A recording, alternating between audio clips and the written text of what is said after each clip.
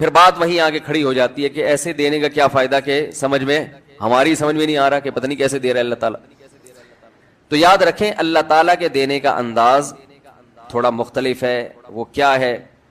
بعض مرتبہ جو چیز مانگ رہے ہوتے ہیں اللہ وہی چیز آپ کو دے دیتا ہے. اور ایسا بھی ہوتا ہے, ہمیشہ ایسا تو نہیں ہوا ہوگا کہ جو چیز مانگی اور نہیں ملی ہو. کئی بار ایسا ہوا ہے کہ جو مانگا وہ اللہ نے دے دیا, فوراً مسئلہ حل ہو گیا. بعض دفعہ بلکہ اس سے بھی پہلے کا اسٹیپ, بسا اوقات تو آپ دعا مانگی نہیں رہے ہوتے, آپ اس کو دعا سمجھ رہے ہوتے ہو, لہذا اس میں وہ جان ہوتی نہیں ہے, تو قبولیت کا پھر سوال ہی پیدا نہیں ہوتا. آپ دعا پڑھ رہے ہوتے ہو, مانگ رہے نہیں ہوتے. تو اللہ نے تو دعائیں قبول کرنے کا کہا ہے, دعائیں پڑھنے پر کہا ہو, وعدہ کیا ہو, ایسا ہمارے علم میں کوئی حدیث نہیں ہے. دیکھیں یونس علیہ الصلوۃ والسلام جب مچھلی کے پیٹ میں تھے تو یونس علیہ السلام کو اپنی خطا کا احساس ہوا کہ میں اللہ کی پرمیشن کے بغیر اپنی قوم کو چھوڑ کے آ گیا ہوں. ان کو احساس ہو گیا, تبھی اللہ نے مجھے مچھلی کے پیٹ میں ڈال دیا ہے. تو اب آپ نے مچھلی کے پیٹ میں جا کے یہ دعا مانگی, لا الہ الا انت سبحانک انی کنت من الظالمین. اے اللہ تیرے سوا کوئی عبادت کے لائق نہیں ہے, سبحانک تو ہر عیب سے پاک ہے, تو نے جو مجھے مچھلی کے پیٹ میں ڈال دیا تو یہ تیری غلطی نہیں ہے, تو ہر عیب سے پاک ہے. انی کنت من الظالمین, میں ہوں ظلم کرنے والا اپنی جان پہ, مجھ سے غلطی ہوئی ہے. اللہ تعالیٰ کو آپ کا یہ مانگنا اتنا پسند آیا کہ مچھلی کو حکم دیا کہ ان کو ساحل پر اگل دو. اور نہ صرف یہ کہ مچھلی نے آپ کو ساحل پہ ڈالا, وہ انبتنا علیہ شجرۃ من یقطین, یقطین کوئی درخت تھا وہ بھی اللہ نے اگا دیا دھوپ سے بچانے کے لیے. لیکن جب مصیبتوں میں ہم یہ کلمہ پڑھتے ہیں لا الہ الا انت سبحانک انی کنت من الظالمین, تو ہم یوسف علیہ السلام والے جذبے سے یہ کلمے میں جو الفاظ ہیں وہ مانگتے نہیں ہیں, بلکہ ہم یہ کلمہ پڑھتے ہیں. سمجھ رہے ہیں, پڑھنے کی بھی برکتیں ہوتی ہیں, میں اس کا منکر نہیں ہوں, لیکن ہمارے جو ورڈنگ ہوتی ہے نا وہ مانگنے کا اسٹائل نہیں ہوتا.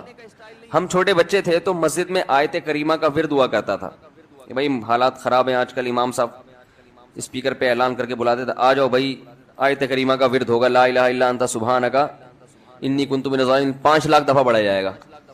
تو ہم مسجد میں آتے, وہ مسجد میں دانے ہم تو آتے تھے, اس کے بعد جلیبیاں بھی ملتی تھیں, بڑی گرم گرم ٹائٹ جلیبیاں ہوتی تھی. اب تک وہ مزہ نہیں آیا جلیبی میں.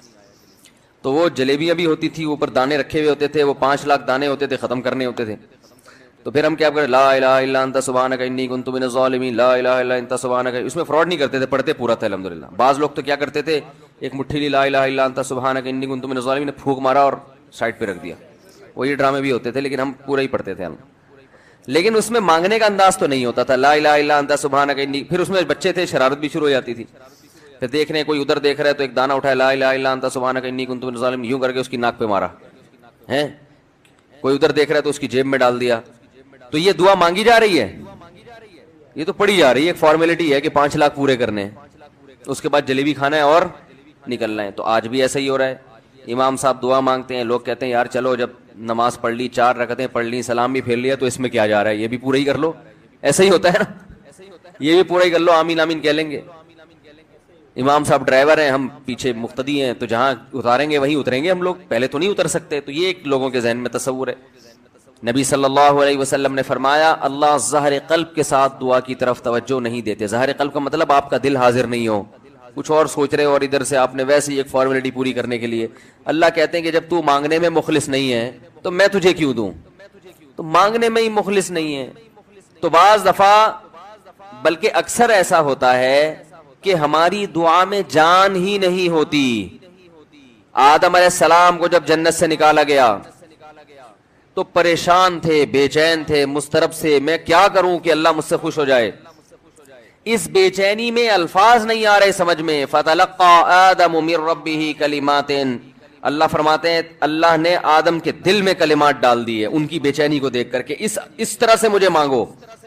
جب انسان اخلاص کے ساتھ دعا مانگتا ہے تو الفاظ کا القاء کہاں سے ہوتا ہے, اللہ کی طرف سے وہ القاء ہونا شروع ہوتا ہے. اللہ کہتے ہیں اس طرح سے مانگ. حضرت حکیم اختر صاحب رحمہ اللہ تعالیٰ نے ایک واقعہ بیان کیا, فرمایا کہ ایک شخص نے حرم میں, انہوں نے دیکھا یا کسی اور بزرگ نے دیکھا کہ حرم میں ایک شخص اللہ سے دعا مانگ رہا ہے گناہوں کی معافی کے لیے, اور اللہ سے کہہ رہا ہے کہ اے اللہ اگر تو میرے گناہ معاف کر دے گا تو بھی خوش ہوگا اور تیرے حبیب محمد صلی اللہ علیہ وسلم بھی خوش ہوں گے کہ ایک آدمی کی بخشش ہو رہی ہے، اور تیرا یہ بندہ بھی خوش ہو جائے گا. اور اگر معاف نہیں کرے گا تو بھی خوش نہیں ہوگا، کیونکہ اللہ کو جہنم میں ڈال کے وہ خوشی تو ہوتی نہیں ہے بندوں کو. اور تیرے حبیب محمد صلی اللہ علیہ وسلم کو پتہ چلے گا، وہ بھی خوش نہیں ہوں گے، اور میں بھی خوش نہیں ہوں گا. شیطان خوش ہوگا جو تیرا دشمن ہے.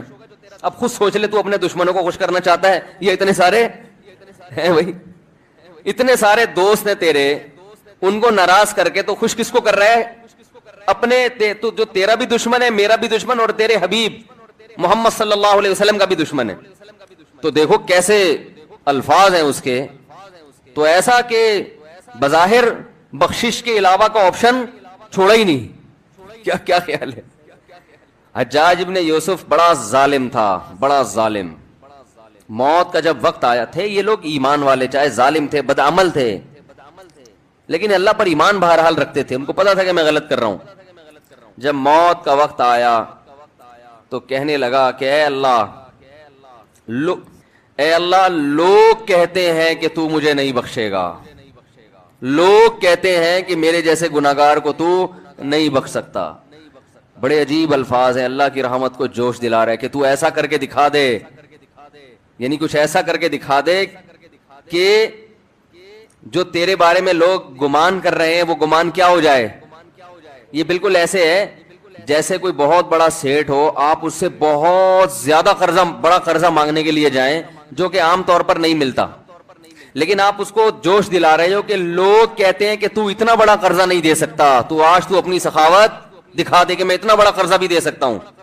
تو مرتے ہوئے کیا کہنے لگا کہ اللہ یہ پبلک کہہ رہی ہے کہ تو مجھے نہیں بخش سکتا، یعنی یہ تیری رحمت کو چیلنج کر رہی ہے کہ اتنے بڑے گناہگار کو نہیں بخشے گا اللہ. تو آج کیا کر لے، تو یہ دکھا دے اپنی رحمت سے کہ میں اتنے بڑے گناہگار کو بھی معاف کر سکتا ہوں. اب پتہ نہیں اللہ نے معاف کیا نہیں کیا، وہ تو اللہ کا معاملہ اور حجاج بن یوسف کا معاملہ. لیکن علماء کہتے ہیں یہ اس نے الفاظ بڑے ڈینجرس کہے ہیں مرتے وقت. ڈینجرس کا مطلب یعنی دوسرے معنی میں ایسے ہے کہ اس نے اللہ کی عرش کو ہلا دیا ہوگا. اللہ کو مانگنا اتنا پسند ہے. پہلی بات تو یہ ذہن میں رکھیں کہ اس سے بڑی کوئی عبادت نہیں ہے دعا سے، اور دعا سے مشکل کوئی عبادت نہیں ہے. نماز پڑھنا آسان ہے، زکوٰۃ دینا آسان ہے، روزہ رکھنا بھی آسان. سب سے مشکل کام کیا ہے؟ دعا مانگنا. اسی وجہ سے ہم نے جن لوگوں کو دیکھا کہ وہ واقعی دیندار ہیں، اللہ والے ہیں، ہم نے صرف انہی کو دعائیں مانگتے ہوئے دیکھا ہے. عام لوگوں کو ہم نے دعاؤں کو اتنا فوکس کرتے ہوئے نہیں دیکھا. وہ دوسری چیزوں کو زیادہ فوکس کرتے ہیں، دعاؤں پہ زیادہ زور نہیں ہوتا ان کا. وظیفوں پہ تو ہوگا صبح شام، یہ والا اتنی دفعہ، وہ والا اتنی دفعہ، وہ بھاگ گئی واپس آ جائے اس کے لیے اتنی دفعہ، وہ جا نہیں رہی اس کے لیے اتنی دفعہ. یہ وظیفوں پہ تو ہوگا زور. ایسے ہوتا ہے نا ہاتھ اٹھا کے اللہ سے گڑگڑا کے مانگا جائے، یہ چیزیں کم. میں جب حج پہ گیا تو اپنے شیخ مرشد کے ساتھ تھا.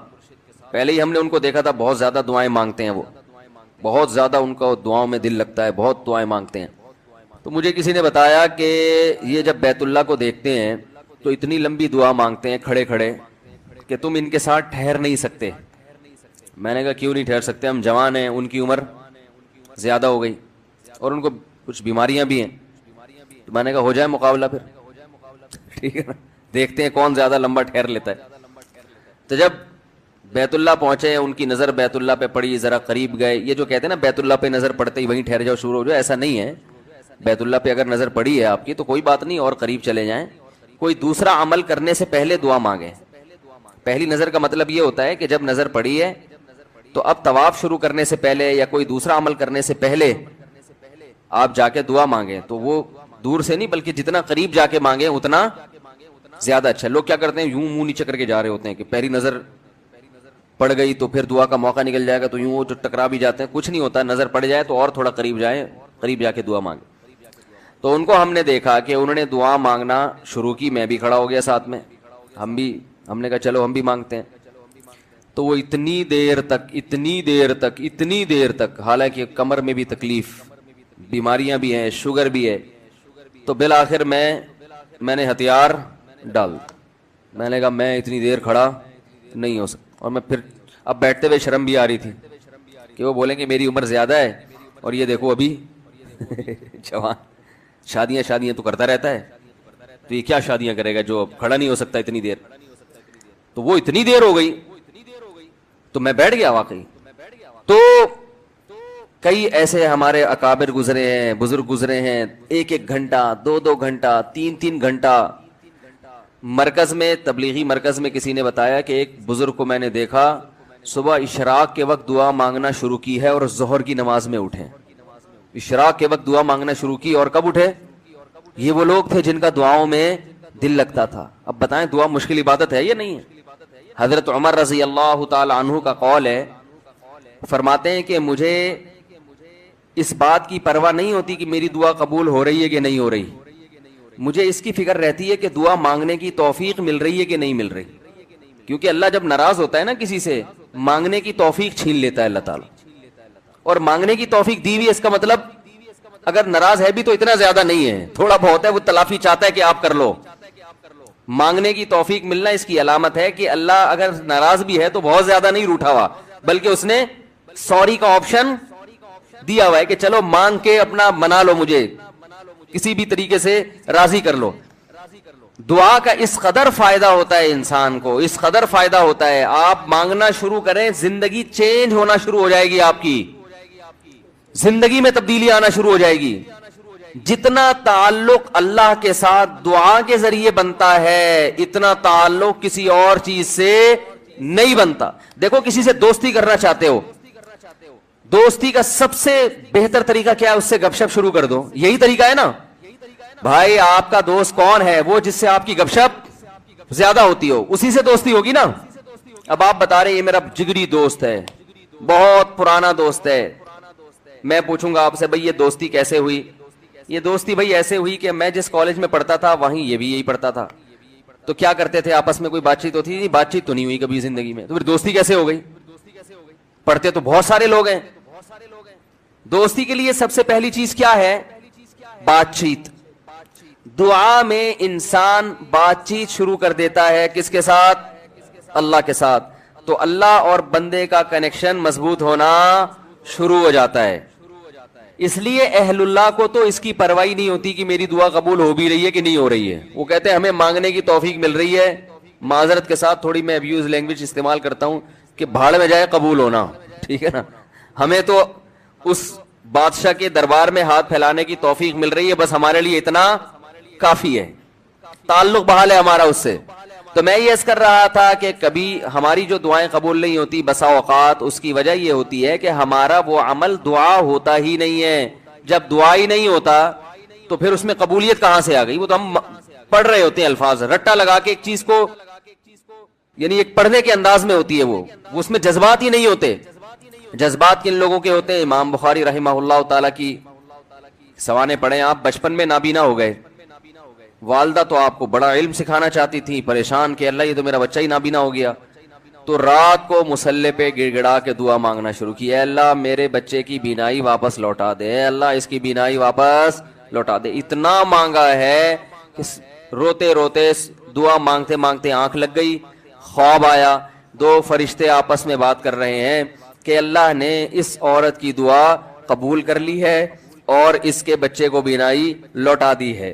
جب آنکھ کھلی ہے تو دیکھا کہ بچے کی بینائی واپس لوٹ چکی تھی۔ تو جاہلوں سے نہیں الجھتے۔ آگے اللہ فرماتے ہیں والذین یبیتون لربہم سجدا وقیاما، رات کو اپنے رب کے سامنے سجدہ اور قیام کرتے ہیں، سجدے میں سر رکھتے ہیں یعنی نماز پڑھتے ہیں، اور قیام کرتے ہیں راتوں کو اٹھ کے۔ کیوں قیام کرتے ہیں؟ والذین یقولون، اس لیے نہیں کہ کوئی کام اٹکا ہوا ہوتا ہے تو کسی بزرگ نے وظیفہ بتایا ہوا ہوتا ہے کہ رات کو 2 رکعت پڑھ کے یہ مانگو تو یہ کام ہو جائے گا، نہ نہ نہ، ان کا 2 کام اٹکے ہوئے ہوتے ہیں۔ ایک کام ان کا یہ ہے کہ ان کو یہ ڈر ہے کہ آخرت میں میرا بنے گا کیا، کہیں وہ اس آگ میں تو اللہ مجھے نہیں ڈال دے گا جو اس نے نافرمانوں کے لیے رکھی ہے۔ اور دوسرا جب وہ جنت کے تذکرے سنتے ہیں تو ان کو ڈر لگتا ہے کہیں اس جنت سے ہم محروم تو نہیں ہو جائیں گے۔ کتنا قرآن میں اللہ نے جنت کو بیان کیا نا، ایسے باغات، ایسی نہریں، ہمیشہ کی زندگی جس میں کبھی بڑھاپا نہیں آئے گا۔ موت تو دور کی بات، تھوڑی دیر کے لیے تصور کر لو اگر واقعی ایسا ہے تو یار یہ کوئی کم نعمت ہے۔ مالا عین رأت ولا اذن سمعت ولا خطر علی قلب بشر، اللہ کہتے ہیں میں نے اپنے بندوں کے لیے ایسی نعمتیں چھپا دی ہیں جو نہ کسی آنکھ نے دیکھی نہ کسی کان نے سنی۔ ابھی اللہ پردے ہٹا دے کلیجے پھٹ جائیں ہمارے، ایسی نعمتیں۔ خود سوچو نا جو اللہ نے انعام کے طور پر عیش کا سامان رکھا ہوگا وہ تو اللہ نے رکھا ہے نا، دنیا میں اتنے مزے کی چیزیں اللہ نے پیدا کر دی ہیں, شدید بھوک لگی ہوئی ہو ٹائٹ والی, اور گرم گرم نہاری آئے, اس میں نلی بھی ہو اور مغز بھی ڈلا ہوا, اور گرم گرم ہوٹل کی وائٹ آٹے والی روٹی ڈاکٹروں کے مشورے کے بغیر, کیونکہ جہاں ڈاکٹر کا مشورہ ہوگا نا کھانے میں مزہ ختم ہو جائے گا, یہ ذہن میں رکھو. جب مزے کی چیز کھانے کا دل کیا کرے تو ڈاکٹر سے کبھی بھی مشورہ نہیں لیا. تو یہ کیسی نعمتیں ہیں نا. افطار میں ہمیں کتنا مزہ آتا ہے, جس دن زیادہ بھوک لگے اور زیادہ پیاس لگے, کیسا مزہ آتا ہے. دنیا میں یہ وہ مزہ ہے جو کچھ جس کی 2 ٹکے کی حیثیت نہیں. کمارا آدمی پہلے زمانے میں, اب تو پتہ نہیں کیا کیا الٹے الٹے کام کماروں نے شروع کر دیے ہیں, ان کی شادی کی لذت بھی اللہ نے چھین لی ہے ان کماروں سے. پہلے اتنا کچھ اوٹ پٹانگ دیکھ چکے ہوتے ہیں, ورنہ پہلے زمانے میں, اب بھی بہت سے نیک لوگ بھی ہیں, ایسا نہیں ہے. جب لڑکے کی شادی کا ٹائم آ رہا ہوتا تھا نا, دن گن رہے ہوتے تھے, تاریخیں گن رہے ہوتے تھے, گھنٹے, منٹ, سیکنڈ. کیوں بھائی, ایک بیوی کی نعمت ملنے والی ہے. کبھی کی زندگی میں کسی عورت کو دیکھا نہیں, یہ پوری زندہ لیڈیز مل جائے گی. میں لیڈی کو, وہ پٹھان تھے ہمارے ایک دوست, وہ لیڈیز کہتے تھے, ایک لیڈی کو بھی کیا کہتے تھے, تو وہیں سے میری زبان پہ چڑھ گیا یہ لفظ. تو پوری زندہ ایک عدد کیا ملنے والی ہے اس کو, تو خوشی سے کیا ہو جاتا تھا, پاگل. تو حالانکہ اللہ کیا کہہ رہا ہے, حور مقصورات فی الخیام, میں نے اپنے نیک بندوں کے لیے حوریں خیموں میں چھپا کے رکھ دی ہیں. اس لیے جو کمارے چھڑے چھاٹ ہے نا, نہیں مل رہی, زیادہ غم نہ کرو, وہاں کیا ہوگا, مل جائے گی. اور جو 4 لے کے بیٹھے ہوئے ہیں, ان پہ زیادہ حسد کرنے کی ضرورت نہیں ہے, وہ بھی قبر میں جانے والے ہیں تھوڑے. میں بھی قبر میں ہی جاؤں گا, آپ بھی قبر میں, اور بہت سے 4 یا 3 والے یا 2 جو بھی ہیں, کمارے سڑ رہے ہوتے ہیں. ان کو دیکھا بھائی اس کی سالے کی 2 ہو گئی, اس کی سالے کی. ایک دفعہ تو مجھے کسی نے بھیجا 3 لے کے بیٹھے ہوئے, وہ ہماری ایک بھی نہیں ہو رہی. ایسا سڑے ہوئے میسج بھیجے نا اس نے, سڑے ہوئے میسج بھیجے اس. میں نے کہا تجھے کیوں دھواں نکل رہا ہے یار, اگر میں نے, میری وجہ سے تھوڑی ہے کہ تیری نہیں ہو رہی, تجھے کیوں تکلیف ہو رہی ہے یار. پھر میں نے اس کو تسلیاں دی, میں نے کہا اللہ کرے گا ہو جائے گی. وہ کہہ رہے میری کرا. تو میں نے کہا کرانے والانے کا کام میرے بھائی, کیونکہ یہ بڑے پکیڑے ہیں اس میں, 2 نمبر لوگ نکل آتے ہیں, گلے ہمارا پکڑیں گے پھر وہ لڑکی والے کی, اس نے کرائی ہے. تو اس لیے اصل کیا ہے میرے بھائی, جنت.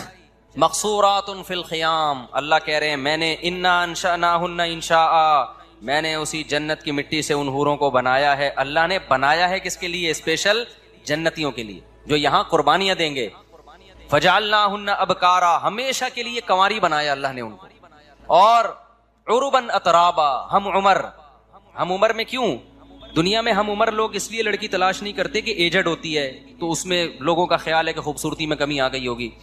لیکن اصل میں جو آپ کے مینٹل لیول کی ہوتی ہے نا بیوی, وہ وہی ہوتی ہے جو آپ کی ایج اور اس کی ایج بولو برابر ہو. تو اس لیے علماء کہتے ہیں کہ جنت کی حور خوبصورت ہوگی, لیکن اس کی جو مینٹل لیول ہے نا وہ آپ کے, تاکہ آپ کو اس سے بات چیت میں, گپ شپ میں لطف آئے, مزہ آئے, ذہین ہوگی. تو کیسا اللہ نے انتظام کیا اپنے نیک بندوں کے لیے. بھائی یا تو یہ اللہ کے سیاسی وعدے ہیں, تو پھر سر پہ ٹوپی پہننے کی بھی کیا ضرورت ہے یار, کیا خیال ہے.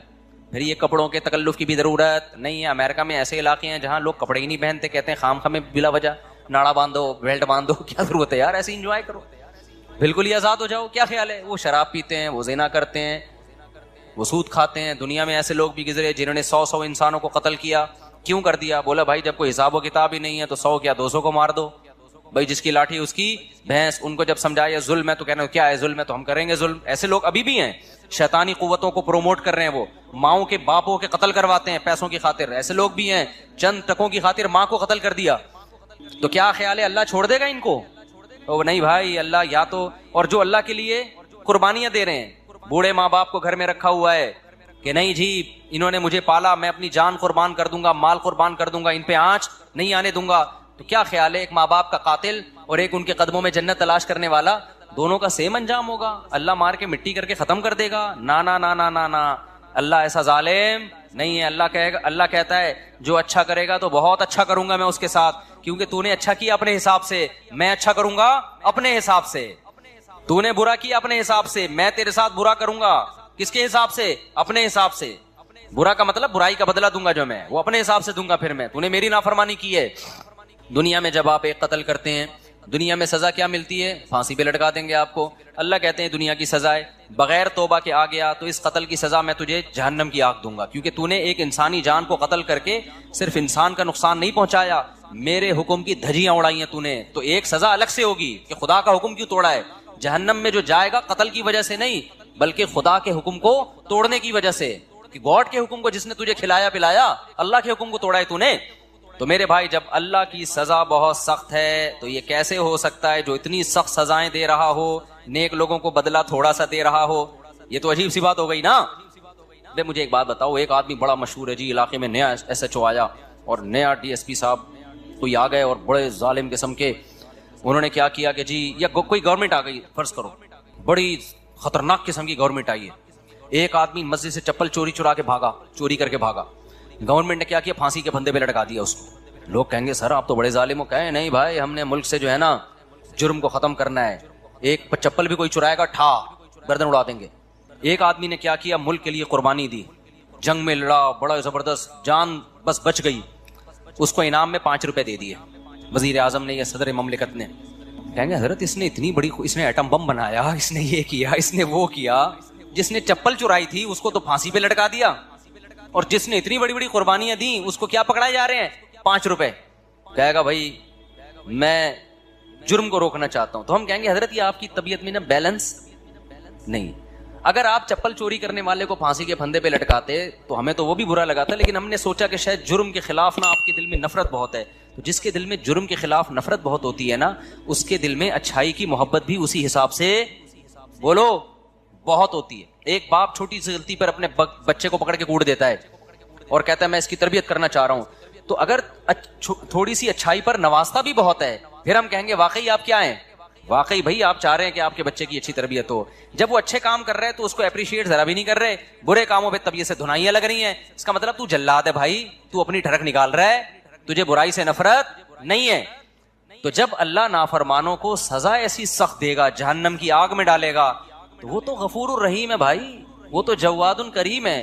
وہ سوچو جو نیک لوگ ہیں ان کو بدلہ کیسا خاندانی دے گا پھر, نہیں ہے بات. جبکہ وہ کہہ رہا ہے برائی میں ایک برائی پہ ایک جرم لکھا جائے گا, جبکہ نیکی میں ایک نیکی پہ کیا لکھا جائے گا, 10 نیکیاں لکھی جائیں گی.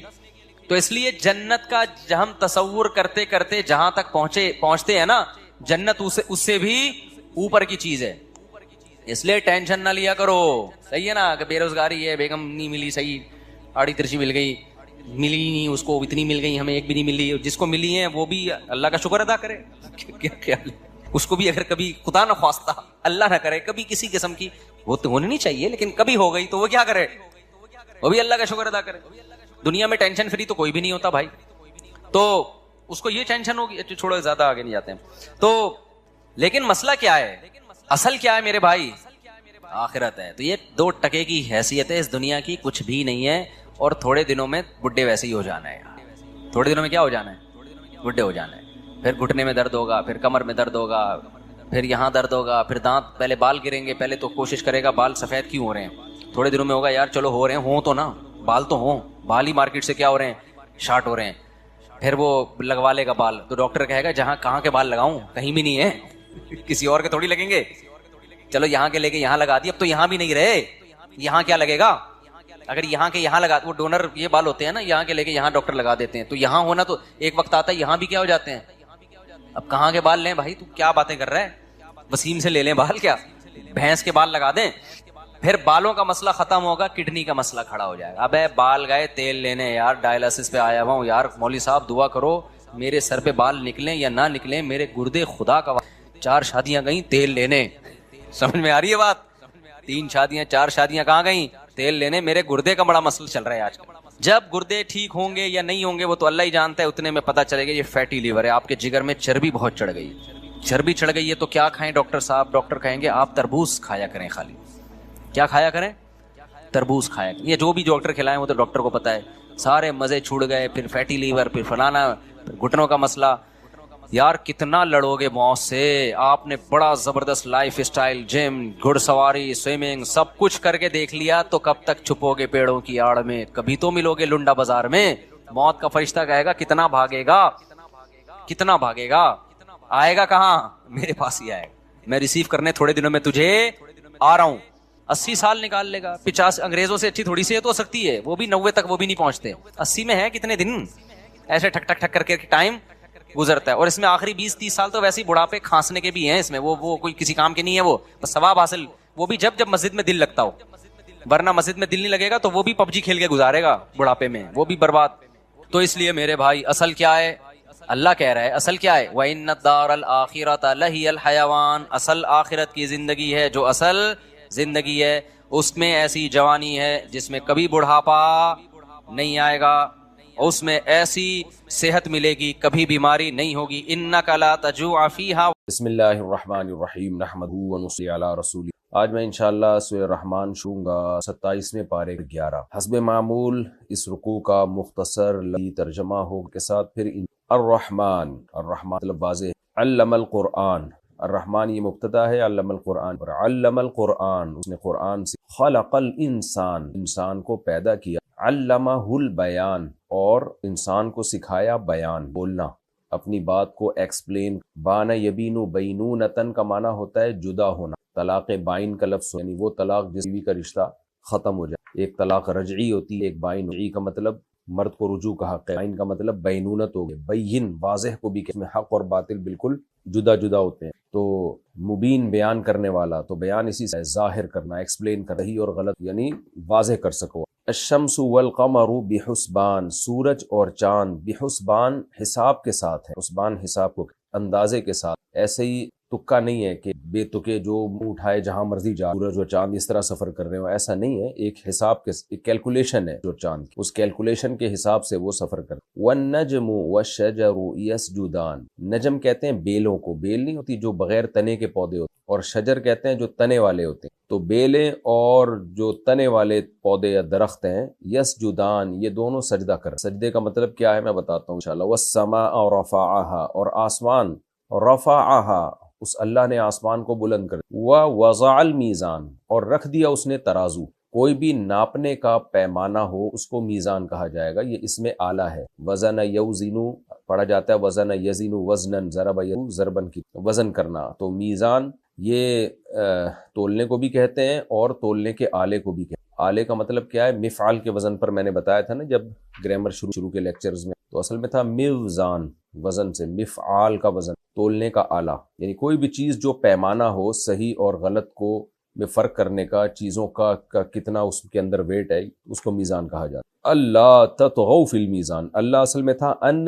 لا، تو ان مصدریہ ہے لئلا تطغوا فی المیزان، مصدریہ نہیں ہے، لئلا یہاں لام محذوف، یعنی ہم نے میزان کو اس لیے رکھ دیا تاکہ لا تطغوا کہ تم سرکشی مت کرو فی المیزان تولنے میں، کسی بھی چیز کو ناپنے میں تولنے میں سرکشی مت کرو، حد سے تجاوز مت کرو، صحیح تول۔ اچھا، وضع المیزان، ہاں، وَأَقِیمُوا الْوَزْنَ بِالْقِسْطِ اور سیدھا کرو وزن کو انصاف کے ساتھ، قسط انصاف کو کہتے ہیں، یعنی سیدھا کرو وزن کو انصاف کے ساتھ، وَلَا تُخْسِرُوا الْمِيزَانَ اور تولنے میں خسارہ مت کرو، کمی مت کرو۔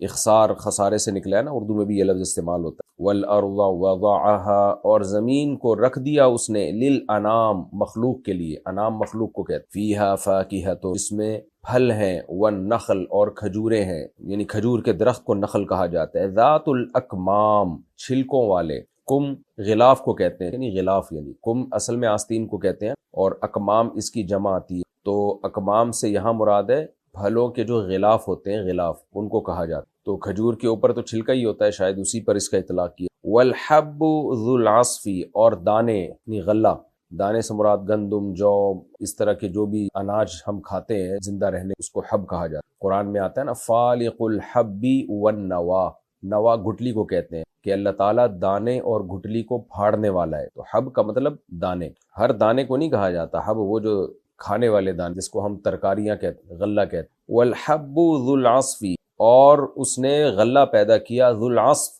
چھلکوں والا، عصف پتے کو بھی کہتے ہیں جو باریک غلاف ہوتا ہے ترکاریاں، جیسے گندم اور جو کے اوپر چھلکا ہوتا ہے نا، تو چھلکوں والے غلوں کو پیدا کیا اس نے۔ والریحان، ریحان کا معنی خوشبو بھی ہے اور مطلق رزق کو بھی، کوئی بھی کھانے کی چیز ہو پاکیزہ جس کی طرف انسان کی طبیعت مائل ہوتی ہو تو اس کو بھی ریحان کہا جاتا ہے۔ تو اس کے دو ترجمے کیے گئے ہیں، ایک تو یہ کہ دانے چھلکوں والے، والریحان اور بقیہ کھانے کی چیز، اور ایک ترجمہ کیا گیا خوشبو سے بھی، قرآن میں یہ خوشبو کے معنی میں بھی استعمال ہوا ہے، فروح وریحان وجنت نعیم، سورہ واقعہ۔ فبأی آلاء ربکما تکذب، ریحان سے مراد کوئی مخصوص خوشبو نہیں ہے، ریحان کا مطلب جو بھی خوشبودار پودے ہوتے ہیں، خوشبودار کھانے ہوتے ہیں، یہ سب اس میں۔ فبأی آلاء ربکما تکذب، پس اے جنات اور دونوں، ماں کا مطلب تم اپنے رب کی کون کون سی نعمتوں کو، تکذبان، کذب یکذب تکذیباً جھٹلانا، چونکہ جن اور انسان دونوں کو خطاب ہے اس لیے تثنیہ کا صیغہ لایا گیا، تکذب، تم اپنے رب کی کون کون سی نعمتوں کو جھٹلاؤ گے۔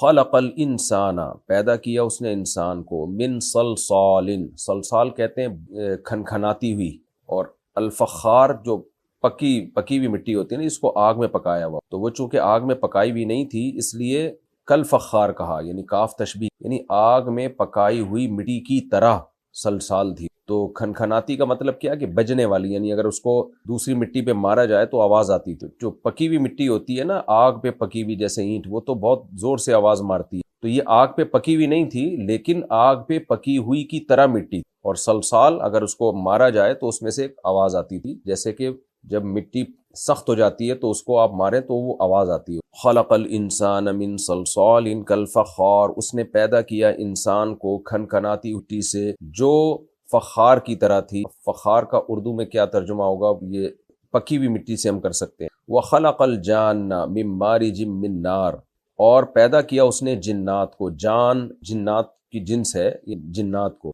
من مارج من نار، مارج کہتے ہیں شعلے کو جس میں دھواں نہ ہو۔ جب آگ جلتی ہے نا تو بہت صاف ستھری جب آگ ہوتی ہے تو اس میں جیسے ہم گیس کا چولہا جب جلاتے ہیں تو کیسی پیور آگ نکل رہی ہوتی ہے جس میں گیس جل رہی ہے۔ لکڑیاں جب ہم جلاتے ہیں تو اس میں دھواں بہت زیادہ ہوتا ہے، تو جو صاف ستھری آگ ہوتی ہے جس میں دھواں نہیں ہوتا تو یہ مراد ہے مارج، اس شعلے کو کہتے ہیں من مارجن، اور جنات کو پیدا کیا اس نے آگ، من نارن، آگ کے، مارجن شعلے سے جس میں وہ صاف ستھرا شعلہ جس میں دھواں نہیں ہو۔ فَبِأَيِّ آلَاءِ رَبِّكُمَا تُكَذِّبَانِ، پس اپنے رب کی کون کون سی نعمتوں کو تم، اے جنات اور انسانوں، رب المشرقین، دو مشرقوں کا مالک ہے، ورب المغربین، اور دو مغربوں کا مالک۔ فَبِأَيِّ آلَاءِ رَبِّكُمَا تُكَذِّبَانِ، پس تم اپنے رب کی کون کون سی جھٹلاؤ گے۔ مرج البحرین، دو دریا چلا دیے، بحر سمندر کو بھی کہتے ہیں اور پانی کو بھی کہتے ہیں، دریاؤں کو بھی پر بھی اطلاق ہوتا ہے اس کا، تو یہاں مراد ہے دو پانی، چاہے وہ سمندر میں ہو چاہے وہ کہیں بھی ہو۔ مرج البحرین، دو دریاؤں کو ملا دیا اس نے۔ مرجا یمروجو کا معنی ہوتا ہے ملانا، شاید ہی انگلش کا لفظ مرج اسی سے نکلا ہو، اللہ عالم۔ مرج البحرین، دو دریاؤں کو چلا دیا اس نے، یلتقیان، التقاء یلتقی، ملنا، باب افتعال سے ہے، لقی یلقا، لقاء کا معنی بھی، التقاء کا معنی جب آپ ایک دوسرے سے ملاقات کریں، تو یلتقیانی تثنیہ کا صیغہ ہے کہ دونوں ملے ہوئے ہیں۔ بینہما برزخ، ان دونوں کے درمیان ایک پردہ ہے۔ لا یبغیان، بغا یبغی کا معنی سرکشی کرنا، تو یہ دونوں دریا سرکشی نہیں کرتے، دونوں پانی سرکشی نہیں کرتے، یعنی ایک دوسرے میں گھستے نہیں ہیں، اپنے اپنے ٹریک پہ چلتے ہیں یہ۔ فَبِأَيِّ آلَاءِ رَبِّكُمَا تُكَذِّبَانِ، پس اے جنات اور انسانوں تم اپنے رب کی کون کون سی نعمت جھٹلاؤ گے۔ یخرج منہما، ان دونوں دریاؤں سے یا ان دونوں پانیوں سے نکلتا ہے، اللؤلؤ، موتی، والمرجان، اور مرجان ایک مخصوص پتھر ہے۔ فَبِأَيِّ آلَاءِ رَبِّكُمَا تُكَذِّبَانِ، پس اے جنات اور انسانوں تم اپنے رب کی کون کون سی نعمتوں کو جھٹاؤ گے۔ وَلَهُ الْجَوَارِ، جواری اصل میں تھا جواری، یا تھا اس کو حذف کر دیا تو الجوار، تو جاریتن کی جمع ہے، اصل میں تھا جوارن، یا کو حذف کیا جاتا ہے نا، جاریتن کی جمع آتی ہے جوارن، جو ہوتی ہے اصل میں جواریون، تو یدعو یرمی والا قانون لگا، جوارین، پھر التقاء ساکنین سے جوارن، اور پھر جب الف لام آیا تو تنوین بھی گر گئی تو الجوار۔ جو صرف زیادہ اچھی طرح سے پڑھے ہوئے وہ سکتے ہیں۔ تو خلاصہ یہ کہ جاریتن کی جمع، جاریہ کشتی کو بولتے ہیں، یا پانی میں چلنے والی جو جہاز ہو سب کو کہا، سب پر اس کا اطلاق ہوتا ہے، تو اس کی جمع جواری۔ وَلَهُ الْجَوَارِ، اسی کے لیے ہیں یہ کشتیاں، المنشآت، اٹھی ہوئی، انشأ ینشئ، انشان کا معنی اٹھانا، پیدا کرنے کے معنی میں بھی آتا ہے، اٹھانے کے معنی میں بھی آتا ہے، کسی چیز کو آپ بلند کریں تو المنشأ، اس چیز کو اٹھایا جائے، المنشأۃن، اٹھائی جانے والی چیز، اور اس کی جمع آتی ہے المنشآت، جو اٹھے ہوئے ہوتے ہیں بہت، یعنی کیونکہ بہت ساری ہوتی ہیں نا کشتیاں تو اٹھائی ہوئی ہوتی ہیں، فی البحر، سمندروں میں، کل اعلام، علم پہاڑ کو بھی کہتے ہیں، اس کی جمع اعلام، پہاڑوں کی طرح، تو مراد سمندری جہاز ہیں، یعنی اسی اللہ کے لیے ہیں یہ سمندر میں اونچے اونچے پہاڑوں جیسے جہاز۔ فَبِأَيِّ آلَاءِ رَبِّكُمَا تُكَذِّبَانِ، تو اپنے رب کی تم کون کون سی نعمتوں کو جھٹ۔ رکوع کا لفظی ترجمہ ہو گیا، اب ہم اس کی طرف چلتے ہیں۔ سورہ رحمان بہت اہم سورت ہے، اس میں اللہ نے جنت کی نعمتوں کو، اپنے احسانات کو ذکر کیا، پھر جہنم کی ہولناکیوں کا بھی اللہ نے تذکرہ کیا۔ اور اس صورت کی امتیازی حیثیت کیا ہے کہ اس میں بار بار ایک لفظ کو اللہ نے دہرایا، فَبِأَيِّ آلَاءِ رَبِّكُمَا تُكَذِّبَانِ، اے جنات اور انسانوں تم اپنے رب کی کون کون سی نعمتوں کو جھٹلاؤ گے۔ مسئلہ ہی یہی ہے کہ ہم اللہ کی نعمتوں سے فائدہ تو اٹھاتے ہیں، لیکن کیسے انکار کرتے ہیں ہم نے۔ کچھ لوگوں نے کہہ دیا کہ یہ سب کچھ خود بخود ہو رہا ہے، یعنی یہ کائنات ایک اتفاق کا نتیجہ ہے اور حسن اتفاق ہے، یہ ایک حسین اتفاق ہے، حالانکہ اتفاق اتنا حسین ہوتا نہیں ہے، تو اس کو ایک حسین اتفاق کہہ دیا، بیوٹی آف نیچر کہہ دیا۔ تو اللہ تعالیٰ کو انسان کی نیچر معلوم تھی کہ یہ شیطان کے بہکاوے میں آ کے اور دنیا کی نعمتوں میں پڑھ کے اپنے پیدا کرنے والے کو بھولے گا، اس لیے اللہ نے اس صورت میں اپنی نعمتوں کو بیان کر کے کہا کہ ایک نعمت، دو نعمت، یہ تو ہزاروں لاکھوں کروڑوں نعمتیں ہیں جن کا تم انکار کر رہے ہو، تو کس نعمت کو جھٹلاؤ گے؟ کچھ لوگوں نے مان لیا کہ یہ اللہ کی دی ہوئی نعمتیں ہیں، لیکن پھر اس کے تقاضوں پر عمل نہیں کیا، اللہ کی نافرمانی کی، وہ بھی نعمتوں کے منکر ہیں۔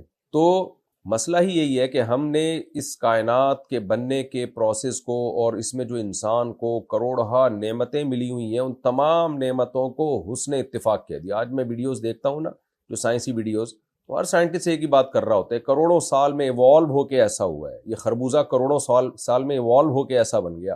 ہم جو خشکی پہ آئے ہیں تو اصل میں پانی میں تھے، تو پانی سے باہر جھانک جھانک کے دیکھا کرتے تھے، تو باہر کے انوائرمنٹ سے ہم متاثر ہونا شروع ہو گئے اور ہماری باڈی نے اپنے آپ کو خشکی کے حساب سے ڈھالنا شروع کر دیا، لہٰذا ایوالو ہو کے ہم باہر آ گئے۔ تو کبھی مچھلیوں کو دیکھا آپ نے باہر آ کے اچھل کے وہ ایوالو ہونے کی کوشش کر رہی ہوں؟ خیر میں اس بحث میں ابھی نہیں جاتا۔ تو ہر چیز کو ایوالو ہونے کے کھاتے میں ڈال کے حسن اتفاق قرار دے دیا۔ یہ عجیب بات ہے بھائی، یہ اتنا حسین اتفاق کبھی بھی اتفاق سے ہو نہیں سکتا۔ تو اس لیے اللہ تعالیٰ اپنی نعمتوں کو بیان کرتے ہیں۔ تم نے بولنا کیسے سیکھ لیا؟ تم کھنکھناتی مٹی سے پیدا کیسے ہو گئے؟ پہلی مرتبہ تو کوئی سیل تو پیدا ہوا ہوگا نا۔ اگر آپ آدم علیہ السلام کے مٹی سے پیدا ہونے کو نہیں مانتے تو کوئی چیز تو مٹی سے اور پانی سے پیدا ہوئی ہوگی نا پہلی مرتبہ، وہ کیسے پیدا ہو گئی؟ بیسیوں نہیں کروڑوں اعتراضات ہوتے ہیں اس خدا کے انکار پر اور خدا کی نعمتوں کے انکار پر، اس لیے اللہ نے اس صورت میں تو بار بار ایک لفظ کو دہرایا کہ بھئی اس نعمت کو نہیں، اس نعمت کو نہیں، کس کو جھٹلاؤ گے؟ اور شروع صورت کی اللہ کے اس نام سے جو اللہ کو سب سے زیادہ محبوب ہے، الرحمن، کیونکہ کافر جب خدا کا انکار کرتا ہے، ایتھیس جب خدا کا انکار کرتا ہے تو اصل میں وہ اللہ کی رحمتوں کا انکار کر رہا ہوتا ہے، نعمتوں کا انکار کر رہا ہوتا ہے۔ تو اللہ نے کہا کہ اللہ کو اللہ کے نام رحمان سے پہچانو کہ اس نے اتنی نعمتیں دی ہیں کہ صرف اس کا وجود ثابت نہیں ہوتا، اس کا رحمان ہونا بھی ثابت ہوتا ہے ان نعمتوں سے۔ اس لیے اللہ نے اس سورت کو شروع کیا الرحمن، رحمان جو ہے علم القرآن، اس نے قرآن سکھایا۔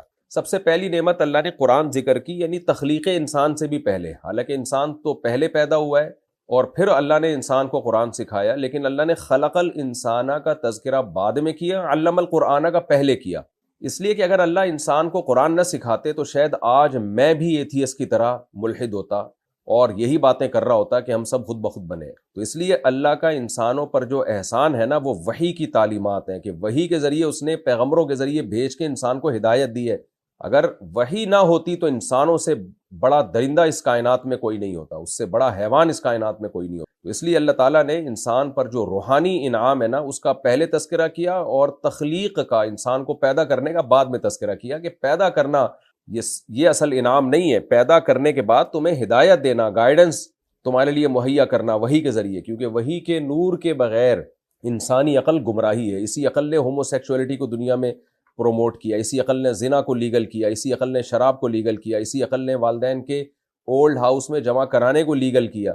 تو خالی عقل سے آپ فیصلے کرنا شروع کر دیں تو ہو سکتا ہے کچھ وقت میں بہن سے شادی کو بھی یہ لوگ الاؤ کر دیں اور مقدس رشتوں کی بھی دھجیاں اڑا دیں یہ لوگ۔ تو اس لیے اللہ نے فرمایا کہ الرحمن، رحمان نے علم القرآن، قرآن سکھایا ہے۔ تو قرآن تو ہے، لیکن قرآن سے پہلے جو قومیں گزری ہیں تو ان کو تورات سکھائی، ان کو انجیل سکھائی، آدم علیہ السلام کی وحی اور ابراہیم علیہ السلام کے صحیفے سکھائے، لیکن چونکہ یہ قرآن اس امت پہ نازل ہو رہا ہے اس لیے اللہ نے قرآن کا خلق الانسان، انسان کو پیدا کیا، یہ ایک مادی نعمت تھی۔ علمہ البیان، اور انسان کو بولنا سکھایا۔ دنیا میں کوئی مخلوق اس طرح سے اپنی بات کو ایکسپلین کر کے دوسرے تک نہیں پہنچاتی جیسے انسان پہنچا دیتا۔ یہ بھی اللہ کی ایک نعمت ہے، اس کے اندر یہ صلاحیت رکھی ہے۔ جانور مخصوص آوازوں سے ایک مخصوص پیغام دیتے ہیں، اس کے علاوہ کچھ بھی نہیں۔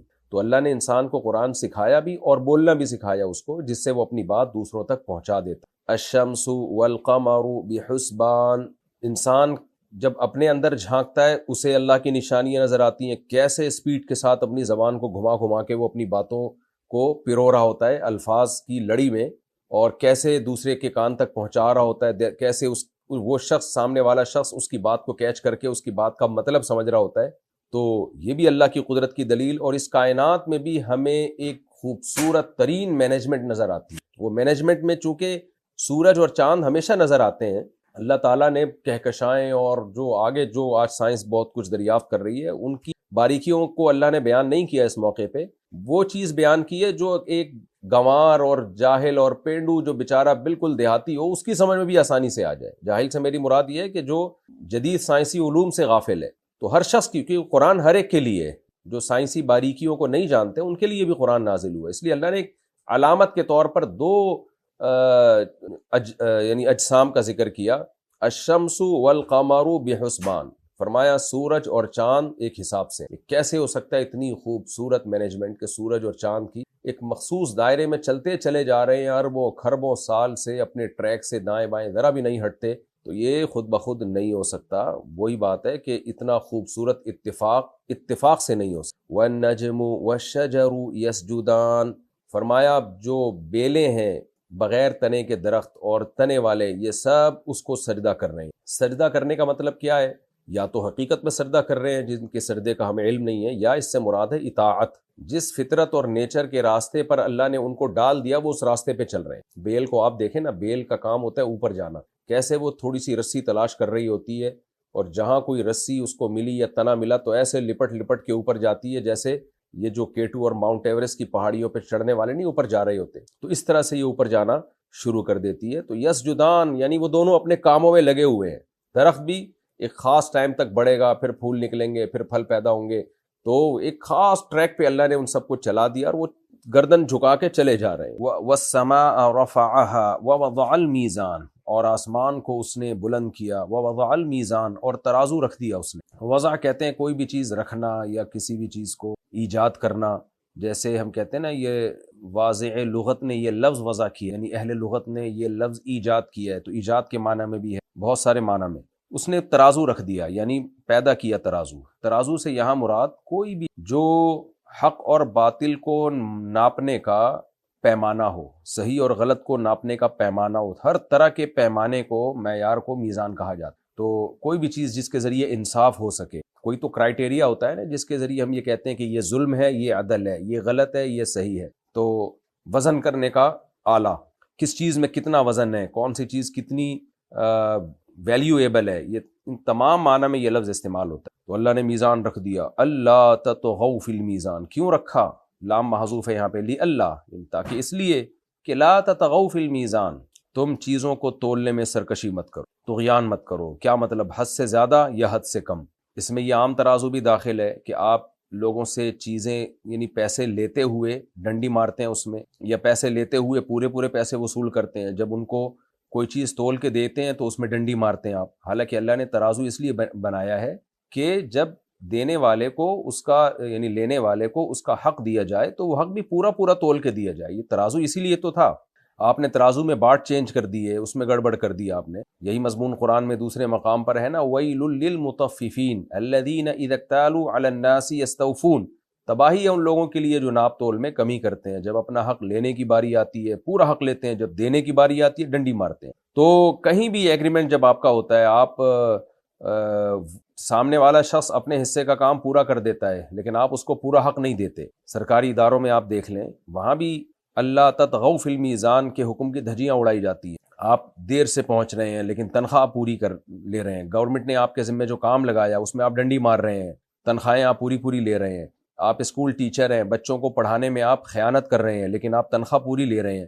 تو اس آیت کا مفہوم بہت وسیع ہے، یعنی اللہ نے دنیا میں عدل رکھا ہے اور عدل کو ناپنے کے پیمانے بھی رکھے ہیں۔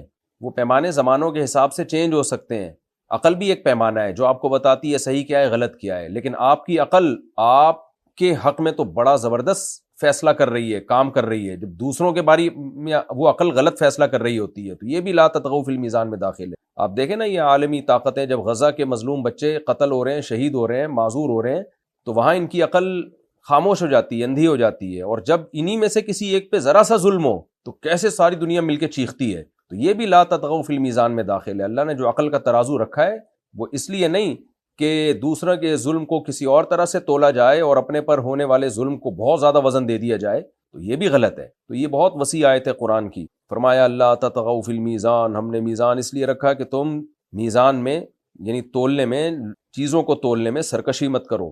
وَأَقِیمُوا الْوَزْنَ بِالْقِسْطِ، اسی کی تاکید ہے دوسرے الفاظ سے، کیونکہ یہ بہت اہم مضمون ہے اس لیے اللہ نے اس کو دوبارہ دہرایا. اور تم وزن کو انصاف کے ساتھ تولا کرو، انصاف کے ساتھ سیدھا کرو. اس کو سیدھا کرنے کا مطلب وہی عدل، یعنی عدل پراپر وے میں ہونا چاہیے. وَلَا تُخْسِرُوا الْمِيزَانَ، اور وزن میں گھاٹا مت کرو. جب یعنی گھاٹے کا مطلب کیا ہے کہ جب دوسرے کو اس کا حق دینے کا وقت آئے تو پورا پورا تول کے دیا کرو، اس میں گھاٹا مت کیا کرو. تو یہ آیت بھی بہت مفہوم ہے کہ جب آپ دوسرے پہ ہونے والے ظلم کو تولیں اپنے ترازو سے، تو جو آپ پہ جو ظلم ہوا تھا نا، آپ نے اس ترازو سے اپنے ظلم کو جتنا ویٹ دیا تھا، دوسرے پہ ہونے والے ظلم کو بھی آپ اتنا ہی ویٹ دیں، اتنی ہی ویلیو دیں، اتنا ہی وزن دیں آپ.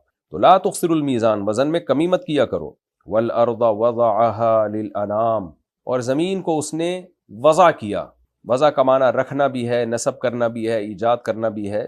تمام معنی میں یہ لفظ استعمال ہوتا ہے. جیسے کہ میں نے بتایا اس نے زمین کو رکھ دیا، یعنی اپنے ٹریک پہ رکھ دیا، یا زمین کو پیدا کیا، اس نے ایجاد کیا. للانام، مخلوق کے لیے. بڑی زبردست آیت ہے یہ بھی. آج سائنسی تحقیقات سے پتہ چلتا ہے کہ حیات کامل طور پر جو ہمیں نظر آتی ہے اس زمین میں، اس میں آکسیجن بھی ہے، اس میں 23 ڈگری جھکی ہوئی بھی ہے تاکہ موسم بنتے رہیں، اور اس کا ٹیمپریچر بھی بہت معتدل ہے. تو ایتھیس اور ملحد لوگ کہہ دیتے ہیں حسن اتفاق، یعنی اتفاق سے سب کچھ ایسا ہو رہا ہے. اللہ کہتے ہیں اتفاق سے نہیں سکتا. مخلوق کے لیے زمین کو ڈیزائن کیا گیا. کروڑوں اربوں خربوں کہکشائیں ستارے سیارے تھے، تو اللہ نے کہا ایک چھوٹا سا ذرہ ایسا بھی پیدا کروں جہاں حضرت انسان کو پیدا کروں، اور وہاں مخلوق کو پیدا کروں، زندگی کی بہاریں ہوں، درخت ہوں، انہار ہوں. قرآن اس کا منکر نہیں ہے کہ کسی دوسری جگہ پہ حیات نہیں ہو سکتی، لیکن خطاب چونکہ ہم سے ہو رہا ہے تو زمین کو تو اسپیشلی اس طرح سے ڈیزائن کیا گیا ہے. سورج سے اس کا فاصلہ کتنا ہونا چاہیے. چاند بھی بہت، یعنی چاند بھی زمین کی حیات کے لیے ضروری ہے.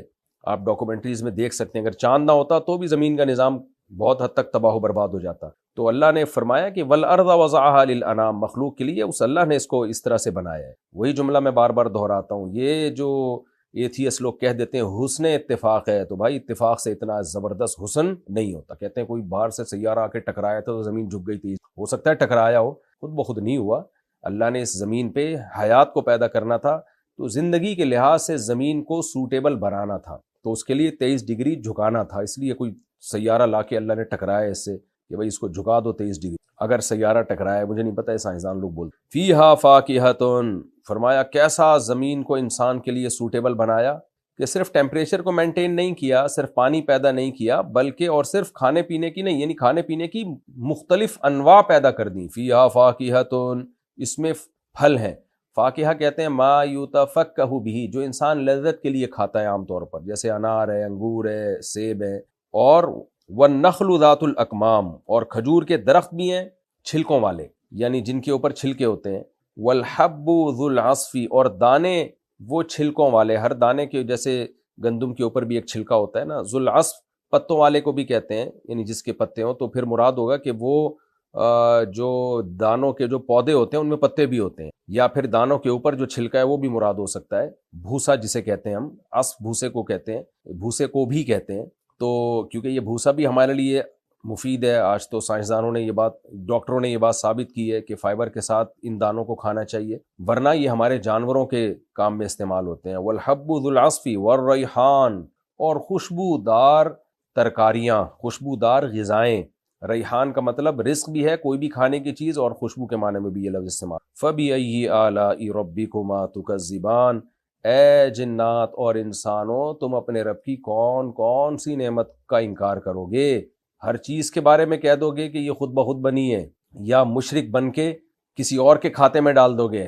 اعتراف کرو گے کہ ایک کریٹر ہے جس نے بنایا، لیکن جھکو گے بتوں کے سامنے، یہ ایسا کرو گے، فَبِأَيِّ آلَاءِ رَبِّكُمَا تُكَذِّبَانِ، اے جنات اور انسانوں تم اپنے رب کی کون کون سی نعمتوں کو جھٹلاؤ گے۔ صحیح حدیث میں حضرت عبداللہ بن عمر رضی اللہ عنہ فرماتے ہیں کہ نبی صلی اللہ علیہ وسلم کے سامنے جب یہ صورت تلاوت کی گئی، یا خود آپ صلی اللہ علیہ وسلم نے یہ صورت پڑھی، تو جب آپ یہاں پہنچے تو آپ نے فرمایا کہ میں نے جنات کو دیکھا کہ اس موقع پر انہوں نے تم سے اچھا جواب دیا۔ صحابہ نے پوچھا یا رسول اللہ جنات نے کیا جواب دیا؟ آپ صلی اللہ علیہ وسلم نے فرمایا جب جنات کے سامنے یہ آیت پڑھی گئی نا، فَبِأَيِّ آلَاءِ رَبِّكُمَا تُكَذِّبَانِ، سورہ رحمان کی جب ان کے سامنے تلاوت کی گئی کہ اے جنات اور انسانوں تم اپنے رب کی کون کون سی نعمتوں کو جھٹلاؤ گے، تو آپ صلی اللہ علیہ وسلم نے فرمایا، جنات نے فوراً کہا لا بِشَيْءٍ مِّن نِعْمَةِ رَبِّنَا نُكَذِّبُ، اے اللہ ہم تیری نعمتوں میں سے کسی نعمت کا بھی انکار نہیں کرتے۔ تو انسان کو بھی چاہیے بزبان قال یا بزبان حال یہ الفاظ دہرائے، اور کافروں کی طرح مت ہو جائے کہ بس اس کائنات میں کی وسعتوں میں غور و فکر کرنا ہے، ٹھیک ہے کرنا ہے، وہ تو ضروری ہے، وہ تو قرآن کا حکم ہے، لیکن غور و فکر کر کے اپنے خالق تک بھی ہمیں پہنچنا ہے۔ تو فَبِأَيِّ آلَاءِ رَبِّكُمَا تُكَذِّبَانِ، ہم بھی جواب میں یہی کہتے ہیں لا بِشَيْءٍ مِّن نِعْمَةِ رَبِّنَا نُكَذِّبُ، اے اللہ ہم ملحدین اور ایتھیس لوگوں کی طرح نہیں ہیں، ہم تیری نعمتوں میں سے کسی نعمت کا بھی ہم انکار نہیں کرتے۔ خلق الانسان من صلصال کالفخار، اس نے انسان کو پیدا کیا ایک کھنکھناتی ہوئی بجتی ہوئی مٹی سے جو پکی ہوئی مٹی کی طرح ہے۔ اس کی حقیقت پورے طور پر اللہ ہی جانتے ہیں۔ اس مٹی میں پانی میں گارا ملا کے اور اس کو ایک پروسیس سے گزارا گیا، وہ ہمیں نہیں پتا وہ پروسیس چند لمحوں کا تھا یا کروڑوں اربوں کھربوں سال کا تھا۔ قرآن اس سے خاموش ہے، اور جن باتوں سے قرآن خاموش ہے ہمیں اس پہ بحث کرنے کی اجازت نہیں ہے، لیکن اتنی بات ہے کہ وہ ایک سڑی ہوئی مٹی تھی، بدبودار مٹی تھی، یعنی اس مٹی کو ایک پروسیس سے گزارا گیا جس سے اس میں اسمیل پیدا ہوئی، بدبو پیدا ہوئی۔ یہ قرآن اس کا بار بار تذکرہ اس لیے کرتا ہے کہ انسان کو یہ پتہ چلے کہ مادی لحاظ سے تمہاری کوئی حیثیت نہیں ہے، تم جس میٹیریل سے بنے ہو وہ کوئی ایسا نہیں کہ مشک و عنبر کو ٹیلوں سے تمہیں بنایا گیا ہو، یا مشک و عنبر ملا کے سونے اور چاندی سے تمہیں بنایا گیا ہو۔ لہذا تمہاری فضیلت اللہ کی نظر میں مادی حیثیت سے نہیں ہے، وہ تو جانور بھی مٹی سے بنے ہیں۔ تمہاری حیثیت ہے تمہاری مینٹیلٹی کی بیس پہ، تمہاری روحانیت کی بیس پہ، اما شاکرن و اما کفورا۔ کون ہے جو اللہ کے حکام کے سامنے اپنی خواہشات کو قربان کر دیتا ہے، اور کون ہے جو خواہشات میں پڑ کے جانوروں جیسی زندگی گزارتا ہے؟ تو انسان کو فضیلت اعمال کی بیس پہ ہے، اس کی باڈی کی بیس پہ نہیں ہے انسان کو فضیلت۔ وَخَلَقَ الْجَانَّ مِن مَارِجٍ مِّن نَار، اور فرمایا جنات کو اس نے بنایا آگ کے بھڑکتے ہوئے شعلے سے۔ کیسے بنایا اس کی حقیقت بھی اللہ جانتا ہے۔ آگ ظاہر ہے ایک انرجی ہے، تو انرجی سے اللہ نے چیزوں کو بنایا، فرشتوں کو لائٹ سے بنایا ہے، روشنی سے۔ اب یہ کہنا کہ بھئی سائنسدان تو اس بات کا اعتراف نہیں کرتے، تو سائنسدان نہ اعتراف کر سکتے ہیں نہ انکار کر سکتے ہیں، کہ چیز ایسی ہے کہ سائنسدانوں کے اوپر کی چیز ہے، یعنی یہاں تک سائنس پہنچی نہیں، عین ممکن ہے پہنچ جائے مستقبل میں۔ تو خوب سمجھ لیں سائنس جب کسی چیز کا انکار کرتی ہے تو دو وجہ سے، یا تو اس بیس پہ کہ وہ سائنس کے حدود میں ایک چیز آ رہی ہوتی ہے اور وہ انکار کرتے، تو یہ انکار معتبر ہوتا ہے، مانا جاتا ہے۔ ایک چیز ہوتی ہے کہ بھی سائنس کے ہم یہاں تک پہنچے ہی نہیں ہے، جب پہنچے ہی نہیں ہے تو اس میں کیسے انکار کیا جا سکتا ہے کہ ایک چیز آپ کے علم کے لیول سے باہر ہے۔ ہاں سائنسدان یہ دعویٰ کر دیں کہ اس کائنات میں جو کچھ ہے سب پر ہم مطلع ہو گئے ہیں، پھر ہم کہیں گے بھائی جب آپ کو سب پتہ ہے تو یہ کیوں نہیں پتا آپ کو؟ لیکن سائنس نے ظاہر ہے ایسا دعویٰ کیا نہیں، اور شاید قیامت تک کر بھی نہ سکے، انسان کی دماغ اور عقل علم بہرحال محدود ہے۔ فرمایا رب المشرقین فبأی آلاء ربکما تکذبان، اپنے رب کی کون کون سی نعمتوں کو جھٹلاؤ گے، یعنی مٹی سے انسان کو بنانا اور جنات کو بنانا اور تخلیق کے مراحل سے گزارنا انسان کو، اور پھر یہ زندگی کی نعمت دینا، یہ بہت بڑی اللہ کی نعمت، یہ بھی حسن اتفاق نہیں ہے، خوب سمجھ لیں۔ رب المشرقین و رب المغربین، دو مشرقوں کا اور دو مغربوں کا مالک ہے۔ قرآن ایک جگہ کہتا ہے رب المشرق و رب المغرب، اللہ مشرق اور مغرب کا مالک ہے۔ کہیں اللہ کہتا ہے رب المشارق والمغارب، بہت سارے مشرقوں کا اور بہت سارے مغربوں کا مالک ہے۔ اور یہاں قرآن کہہ رہا ہے دو مشرق اور دو مغرب۔ کس طرح سے تطبیق ہے بھائی؟ اگر سورج جہاں جہاں سے نکلتا ہے ان تمام کو ایک ہی سمت قرار دیا جائے، کیونکہ چار سمتیں ہیں نا، تو پھر ایک مشرق ہے اور ایک مغرب ہے۔ سورج جہاں سے نکلتا ہے وہ ایک مشرق ہے، اور جہاں غروب ہوتا ہے وہ ایک مغرب ہے، کیونکہ چار سمتیں ہیں۔ اور مشارق کا کیا مطلب ہے کہ سورج نکلنے میں جو بھی کنٹریز ایکویٹر کے دائیں یا بائیں جانب ہیں تو روزانہ سورج اپنی ڈائریکشن مشرق اور مغرب میں چینج کرتا ہے، کہیں نہ کہیں تھوڑا سا، چاہے وہ 1 ڈگری کا فرق ہو یا 0.001 ڈگری کا فرق ہو، وہ ہوتا ضرور ہے. صرف ایکویٹر ایسا ہے جس کا ایک ہی مشرق اور ایک ہی مغرب ہے، جو ایکویٹر پہ جو کنٹریز ہیں جو بالکل ہی بیچ میں ہیں. ورنہ دنیا کے اکثر ممالک میں کیا ہوتا ہے کہ سورج روزانہ مشرق کو چینج کر رہا ہوتا ہے، روزانہ مغرب بھی چینج ہوتا ہے اس کا، یعنی غروب کی سمت کی ڈائریکشن بھی اور نکلنے کی ڈائریکشن بھی. تو اس لیے ان 365 مشرق ہوتے ہیں جو سال میں 365 دنوں میں، اور 365 مغرب ہوتے ہیں. تو اس لحاظ سے اللہ نے ان کو مشارق جمع اقصا ہے، بہت سارے مشرق اور بہت سارے مغرب. تو اس لحاظ سے اللہ نے کہا کہ ان مشرقوں کا بھی مالک ہے اور مغربوں کا بھی مالک ہے. اور مشرقین کا مطلب کیا ہے کہ سردیوں میں جہاں سے سورج نکلتا ہے نا وہ ایک پوائنٹ ہے، اور گرمیوں میں بالکل اس کے مخالف سمت میں چلا جاتا ہے، تو یہ دوسرا پوائنٹ ہے. یعنی مشرق کی 2 انتہاؤں کو 2 پوائنٹ کہا گیا اور مغرب کی 2 انتہاؤں کو 2 پوائنٹ کہا گیا. تو اس لحاظ سے 2 مشرق اور 2 مغرب کا مالک ہے. مالک کا مطلب یہاں بھی یہ اللہ کی قدرت ہے کہ کیسے انسان کی خدمت کے لیے اس نے سورج میں بھی موومنٹ پیدا کی ہے کہ ایک تو مشرق سے مغرب ڈوبنا بھی ہے اور روزانہ ڈائریکشن چینج کرنی ہے تاکہ موسم چینج ہو، اور موسموں کی وجہ سے جو زمین میں تغیرات ہوتے ہیں وہ تغیرات پیدا ہوں. تو یہ بھی اللہ کی بہت بڑی نعمت ہے. اس لیے آگے فرمایا فَبِأَيِّ آلَاءِ رَبِّكُمَا تُكَذِّبَانِ، پس تم دونوں یعنی اے جنات اور اے انسانوں اپنے رب کی کون کون سی نعمتوں کو جھٹلاؤ گے. مَرَجَ الْبَحْرَيْنِ يَلْتَقِيَانِ، اس نے 2 پانیوں کو ملا دیا اس طور پر کہ دونوں کی ملاقات ہو رہی ہے. یہ اس سے مراد یہ بھی ہو سکتا ہے کہ جو دریا کا پانی سمندروں میں گرتا ہے تو وہ پوائنٹ جہاں دریا کا پانی سمندر میں گر رہا ہوتا ہے وہاں 2 پانی آپس میں مل رہے ہوتے ہیں. یہ اللہ کی بہت بڑی نعمت ہے. دریا گھوم کر آتے ہیں سمندر میں، پھر سمندر دوبارہ بادل بن کے برستے ہیں. تو یہ پروسیس کروڑوں سال سے چلا آ رہا ہے جس سے انسان پوری دنیا میں سیرابی حاصل کر رہا ہے. تو کڑوے پانی کی بھی انسان کو ضرورت ہے. اگر یہ سمندروں کا پانی میٹھا ہوتا سڑ جاتا، اس کو اللہ نے کھارا رکھا، اور دریاؤں کا میٹھے پانی کو اللہ نے چلا کے سمندر میں گرایا تاکہ پانی کا ایک سائیکل چلے اور لوگوں یعنی انسانوں کو پانی ملتا رہے. سائیکل ہوتا ہے نا، نائٹروجن سائیکل سائنسدان لوگ بولتے ہیں کہ اس طرح سے پورے سسٹم چل رہا ہے زمین میں، کوئی چیز ضائع نہیں ہو رہی، گھوم پھر کے پھر ہمارے پاس ہی آ جاتی ہے. تو یہ مطلب بھی ہو سکتا ہے 2 پانیوں کو چلانے کا. اور ایک مطلب یہ بھی ہو سکتا ہے جیسے ہم ویڈیوز دیکھ رہے ہوتے ہیں یوٹیوب پہ کہ سمندر میں 2 پانی ایسے چل رہے ہوتے ہیں، میٹھے اور کھارا پانی، اور بہت دور تک جا رہے ہوتے ہیں. تو بینہما برزخ لا یبغیان، دونوں کے درمیان ایک پردہ ہے جو چھپا ہوا پردہ ہے، اور وہ دونوں پانی آپس میں ٹکرا نہیں رہے ہوتے. یہ بھی اللہ کی ایک قدرت بھی ہے. یہ سائنسی اصول بھی تو اللہ ہی نے بنائے ہیں نا، ٹھیک ہے اس کی کوئی سائنٹیفک لاجک ہے لیکن یہ لاجک کا پیدا کرنے والا تو اللہ ہی ہے. اور پھر اس کے فائدے بھی ہیں کہ میٹھے پانی کے الگ فائدے ہیں، کھارے پانی کے الگ فائدے ہیں. میٹھے پانی کی الگ مخلوق ہے، الگ چیزیں نکلتی ہیں، کھارے پانی کی الگ مخلوق ہے، اس سے الگ چیزیں نکلتی ہیں. اس لیے اللہ نے فرمایا بینہما برزخ لا یبغیان، دونوں کے درمیان ایک پردہ ہے اور دونوں اپنی لمٹ سے تجاوز نہیں کرتے.